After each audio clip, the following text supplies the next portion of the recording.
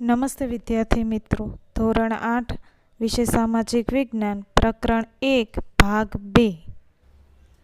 દયાનંદ સરસ્વતી. દયાનંદ સરસ્વતીનો જન્મ સૌરાષ્ટ્રના મોરબી નજીક ટંકારા ગામમાં થયો હતો. તેમણે લોકોને વેદો તરફ પાછા વળોનો બોધ આપ્યો.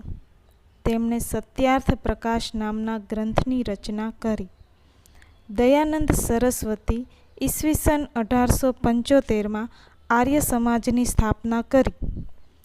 સ્વામી દયાનંદ સરસ્વતીએ વર્ગ અને જ્ઞાતિવિહીન સમાજ રચના દ્વારા ધાર્મિક, સામાજિક અને રાષ્ટ્રીય દ્રષ્ટિએ દેશની એકતા સાધવાનો પ્રયત્ન કર્યો. લાહોર, પંજાબ, રાજસ્થાન, ગુજરાતમાં આર્ય સમાજનો ઝડપથી પ્રચાર થયો.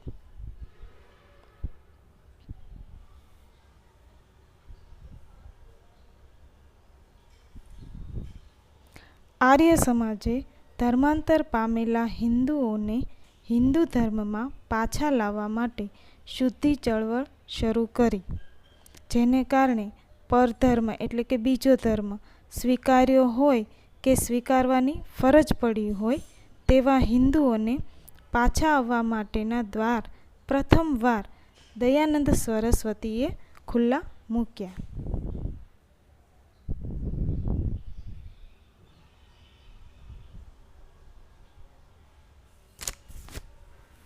સ્વામી દયાનંદ સરસ્વતીના અવસાન પછી લાલા હંસરાજ, પંડિત ગુરુદત્ત અને લાલા લજપતરાય જેવા નેતાઓએ આ સંસ્થાની પ્રવૃત્તિઓ ચાલુ રાખી.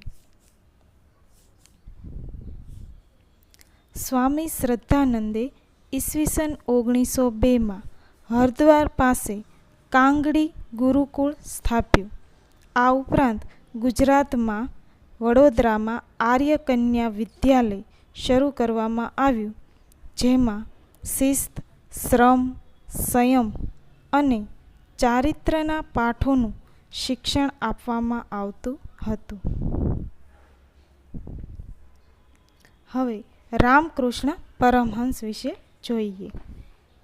રામકૃષ્ણ પરમહંસનો જન્મ બંગાળના હુગલી જિલ્લાના કામારપુકુર ગામમાં થયો હતો. રામકૃષ્ણ પરમહંસ ભારતીય સંસ્કૃતિના જ્યોતિર્ધર અને બધા જ ધર્મોના સત્યને પામનારા સંત અને સુધારક હતા. તેઓ કોલકાતા પાસે આવેલા દક્ષિણેશ્વરમાં કાલી માતાના મંદિરના પૂજારી હતા. તેમણે ઈશ્વરને વિવિધ રૂપે પામવાનો પ્રયત્ન પણ કર્યો હતો. કેશવચંદ્ર સેન તથા દયાનંદ સરસ્વતી સહિત ઘણા ધાર્મિક સુધારકોએ તેમની પાસેથી માર્ગદર્શન મેળવ્યું હતું.